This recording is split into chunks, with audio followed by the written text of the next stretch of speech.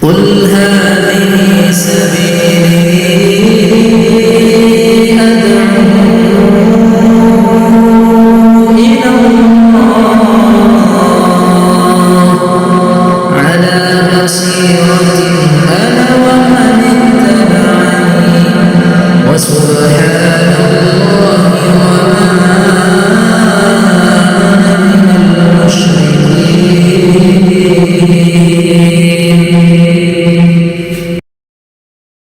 Bismillahirrahmanirrahim. Assalamualaikum warahmatullahi wabarakatuh. Innal hamdalillah nahmaduhu wa nasta'inuhu wa nastaghfiruhu wa na'udzu billahi min syururi anfusina wa sayyiati a'malina. Man yahdihillahu fala mudhillalah wa man yudlil fala hadiyalah. Wa asyhadu an la ilaha illallah wahdahu la syarikalah wa asyhadu anna Muhammadan abduhu wa rasuluh. Ya ayyuhalladzina amanu taqullaha haqqa tuqatih wa la tamutunna illa wa antum muslimun. Tiada yang pantas dipuja dan dipuji, dibesarkan dan diagungkan kecuali hanya Allah Subhanahu wa taala. Dialah yang pantas menerima segala julukan dan kebesaran dan keagungan. Dialah yang memberi segalanya pada manusia, memberi harta dan kemampuan, pangkat dan kedudukan, ilmu dan keahlian. Semua itu diberikan agar manusia memakmurkan bumi ini sesuai yang dikehendaki Allah, dan mereka memanfaatkan pemberian itu sebagaimana mestinya, sebab semuanya pasti akan diminta pertanggungjawaban di hadapan Allah nanti. Sholawat dan taslim kita persembahkan kepada junjungan kita Nabi besar Muhammad sallallahu alaihi wasallam serta para sahabat, keluarga dan ahli warisnya sekalian. Bulan Ramadan beberapa bulan lagi akan datang menjumpai kita. Bulan yang mulia yang diharapkan oleh orang-orang soleh perjumpaan dengannya. Di bulan tersebut seseorang bisa mengumpulkan pahala yang banyak dengan waktu yang singkat demi mencapai kedudukan yang mulia di sisi Allah Subhanahu wa taala. Sejenak, marilah kita introspeksi. Sudah berapa kali kita mendapati Ramadan? Namun, apakah kita telah meraih pelajaran-pelajaran berharga dari bulan Ramadan? Sudahkah Ramadan membuahkan perubahan dalam pribadi kita, atau hanya sekedar rutinitas belaka yang datang dan berlalu begitu saja? Oleh karenanya, perkenankanlah saya untuk menyampaikan beberapa pelajaran Ramadan. Semoga dapat kita pahami, menjadi motivasi dan dapat kita wujudkan dalam kehidupan sehari-hari. Bulan Ramadan merupakan sekolah keimanan dan bengkel yang sangat manjur bagi orang yang mengetahuinya. Banyak sekali pelajaran yang dapat diambil darinya. Di antaranya yang pertama, ikhlas. Ikhlas merupakan fondasi pertama diterimanya suatu amalan ibadah seorang hamba. Dalam ibadah puasa secara khusus, Nabi Shallallahu Alaihi Wasallam bersabda yang artinya, barang siapa berpuasa di bulan Ramadan karena keimanan dan mengharap pahala Allah, maka akan diampunilah dosanya yang telah lalu. Hadis riwayat Bukhari dan Muslim. Demikian pula dalam setiap amal ibadah kita. Marilah kita ikhlaskan murni hanya untuk Allah semata, sehingga kita tidak mengharapkan selain Allah. Ingatlah bahwa sebesar apapun ibadah yang kita lakukan, tetapi bila tidak ikhlas mengharapkan wajah Allah, maka sia-sia belaka tiada berguna. Dalam sebuah hadis riwayat Imam Muslim nomor 1905, dikisahkan bahwa 3 golongan yang pertama kali dicampakkan oleh Allah adalah mujahid, pemberi sedekah, dan pembaca Al-Quran.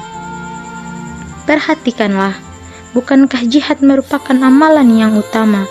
Bukankah sedekah dan membaca Al-Quran merupakan amalan yang sangat mulia? Namun, kenapa mereka malah dicampakkan ke neraka? Jawabannya, karena mereka kehilangan keikhlasan dalam beramal. Yang kedua, mutaba'ah. Mengikuti sunnah merupakan fondasi kedua untuk diterimanya suatu ibadah.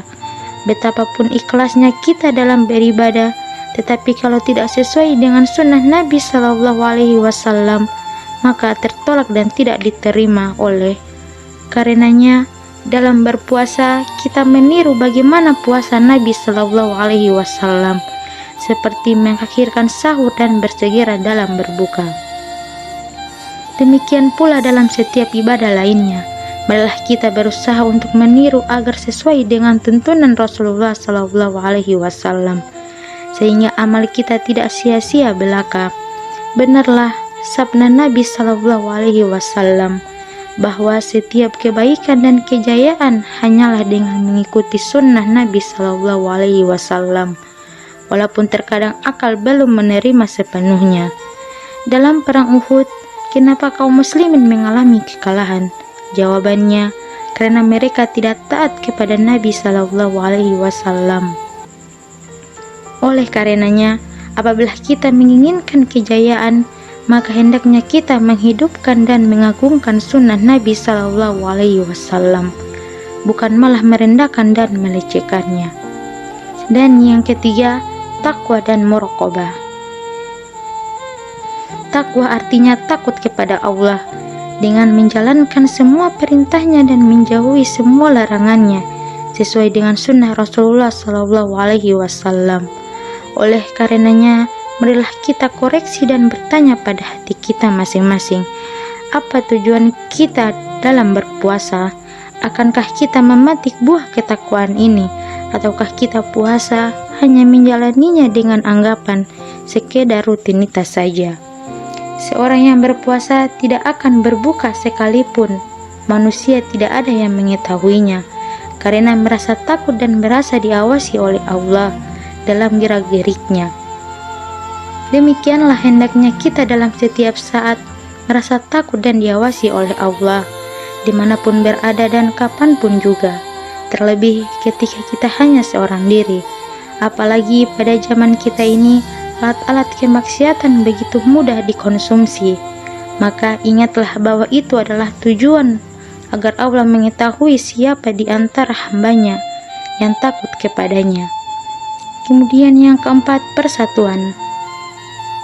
Bersatu dan tidak berpecah belah merupakan suatu prinsip yang diajarkan Islam dalam banyak ayat Al-Quran dan hadis. Dalam puasa, Nabi Shallallahu Alaihi Wasallam bersabda yang artinya, puasa itu hari ketika manusia berpuasa, dan hari raya itu hari ketika manusia berhari raya. Hadis riwayat Tirmizi nomor 607. Demikianlah ajaran Islam yang mulia. Lantas, kenapa kita harus berpecah belah dan fanatik terhadap kelompok dan golongan masing-masing? Padahal sesambahan kita satu, Rasul kita satu, Ka'bah kita satu, dan Al-Quran kita satu. Oleh karenanya, marilah kita rapatkan barisan kita dan rajut persatuan dengan mengikuti Al-Quran dan Sunnah, taat kepada pemimpin kita, dan mengingkari setiap pemikiran yang mengajak kepada perpecahan. Dan yang kelima, kembali kepada ajaran Al-Quran. Bulan Ramadan adalah bulan diturunkannya Al-Quran yang berisi petunjuk bagi umat manusia. Allah berfirman yang artinya, bulan Ramadan, bulan yang di dalamnya diturunkan Al-Quran sebagai petunjuk bagi manusia dan penjelasan-penjelasan mengenai petunjuk itu dan pembeda antara hak dan yang batil. Quran Surat Al-Baqarah ayat 185. Maka hal ini memberikan pelajaran kepada kita kaum muslimin agar kembali kepada ajaran Al-Quran dengan membacanya, memahami isinya, mengamalkannya, dan menjadikannya sebagai cahaya dalam menapaki kehidupan ini. Kehinahan yang menimpa kaum muslimin pada zaman sekarang tidak lain adalah disebabkan jauhnya mereka dari Al-Quran dan Sunnah. Demikian pula, bencana demi bencana yang menimpa negeri ini, dari tsunami, banjir, tanah longsor, lumpur panas, dan sebagainya. Barangkali semua itu karena perbuatan dosa umat manusia, agar mereka segera menyadari dan kembali kepada ajaran agama yang suci. Demi Allah, sesungguhnya kemaksiatan itu sangat berpengaruh pada keamanan suatu negeri, kenyamanan dan perekonomian rakyat. Sebaliknya, ketaatan akan membawa keberkahan dan kebaikan suatu negeri. Dan yang keenam, kasih sayang terhadap sesama. Bulan Ramadan adalah bulan kasih sayang dan kedermawaan, karena bulan itu adalah bulan yang sangat mulia dan pahalanya berlipat ganda. Nabi kita Muhammad SAW adalah orang yang paling dermawan dan lebih dermawan lagi apabila di bulan Ramadan, sehingga digambarkan bahwa beliau lebih dermawan daripada angin yang kencang. Barang siapa memberi makan kepada orang yang berpuasa, maka baginya pahala semisal orang yang berpuasa, tanpa dikurangi dari pahala yang orang berpuasa sedikit pun. Hadis riwayat Tirmizi nomor 807. Hal ini menunjukkan kepada kita bahwa Islam adalah agama yang rahmat, kasih sayang kepada sesama. Bagaimana tidak? Di antara nama Allah adalah Rahman dan Rahim, Maha Penyayang. Nabi Muhammad SAW juga adalah penyayang. Al-Quran juga penyayang. Lantas, bagaimana ajaran Islam tidak mengajarkan umatnya untuk berbuat kasih sayang kepada sesama? Oleh karenanya, celakalah segelintir orang yang melakukan aksi-aksi terorisme dan pengeboman yang sangat bertentangan dengan prinsip Islam adalah kasih sayang, sehingga menimbulkan kerusakan yang sangat banyak, seperti hilangnya keamanan negara, hilangnya nyawa, rusaknya bangunan, tercemarnya nama Islam, dan lain sebagainya. Dan yang ketujuh, akhlak yang baik. Puasa tidak hanya menahan makan dan minum semata, tetapi lebih dari itu, yaitu menahan anggota badan dari bermaksiat kepada Allah, menahan mata dari melihat yang haram, menjauhkan telinga dari mendengar yang haram, menahan lisan dari mencaci dan menggibah, menjaga kaki untuk tidak melangkah ke tempat maksiat. Rasulullah SAW bersabda, barang siapa tidak meninggalkan perkataan dusta dan amalannya serta kebodohan, maka Allah tidak butuh dia meninggalkan makan dan minumnya. Hadis riwayat Bukhari dan Muslim. Dari sinilah kita mengetahui hikmah yang mendalam dari disyariatkannya puasa. Andaikan kita terlatih dengan pendidikan yang agung ini, niscaya Ramadan akan berlalu sedang manusia berada dalam alam akhlak yang agung. Dalam riwayat Bukhari dan Muslim diceritakan bahwa para sahabat menyuruh anak-anak mereka berpuasa. Lalu apabila ada seorang anak yang menangis minta makan, maka dibuatkan mainan sehingga lupa hingga datang waktu berbuka. Demikianlah hendaknya orang tua mendidik anak-anak mereka dalam ibadah dan ketaatan kepada Allah. Ingatlah, wahai kaum muslimin, anak merupakan anugerah dan nikmat dari Allah, sekaligus amanat dan titipan Allah pada pundak kita, yang diminta pertanggungjawabannya kelak di hadapan Allah. Marilah kita didik anak kita dengan keimanan, ibadah, dan ketaatan, serta hindarkan mereka dari teman-teman jelek yang kerap meracuni pikiran mereka. Pergaulan, pengaruh, dan polusi kesucian anak begitu semarak mencari mangsanya, sehingga sedikit sekali yang selamat darinya. Lihatlah, mana anak-anak muda sekarang yang aktif di masjid, mana anak-anak muda sekarang yang siap menjadi imam sholat dan khotib Jumat. Dalam puasa, seorang muslim dituntut untuk melawan hawa nafsunya. Dia harus sabar menahan rasa lapar dan dahaga, serta keinginan bersenggama yang sangat disenangi oleh nafsu manusia. Dia melawan kemampuan hawa nafsu tersebut untuk mendapatkan ridho dan kecintaan Allah. Demikian hendaknya setiap kita, wahai kaum muslimin, harus lebih mengedepankan cinta Allah daripada kemauan hawa nafsu yang kerap mengajak kepada kemaksiatan. Siapa saja di antara kita yang terjerumus dalam dosa, maka hendaklah dia berjuang melawan hawa nafsunya demi mendapatkan kecintaan Allah. Ibadah puasa mengajarkan kepada kita untuk tetap konsisten dalam ketaatan. Oleh karena itu,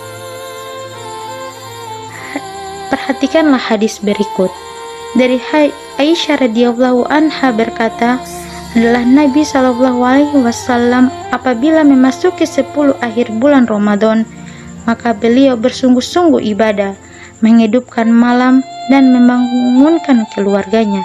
Hadis riwayat Bukhari dan Muslim. Demikianlah suri teladan kita, justru lebih bersungguh-sungguh di akhir Ramadan, bukan terbalik seperti kebanyakan di antara kita. Di awal Ramadan kita semangat, tetapi di akhir-akhir Ramadan sibuk dengan baju baru, kue lebaran dan hiasan rumah. Jadi persiapkan diri kita dengan sebaik-baiknya menjelang Ramadan. Jangan sampai kita hanya melewatinya sebagai rutinitas tahunan dan membiarnya berlalu tanpa makna yang spesial. Demikian yang dapat saya sampaikan. Mohon maaf atas kekurangannya. Terima kasih. Wabillahi taufiq wal hidayah. Wassalamualaikum warahmatullahi wabarakatuh.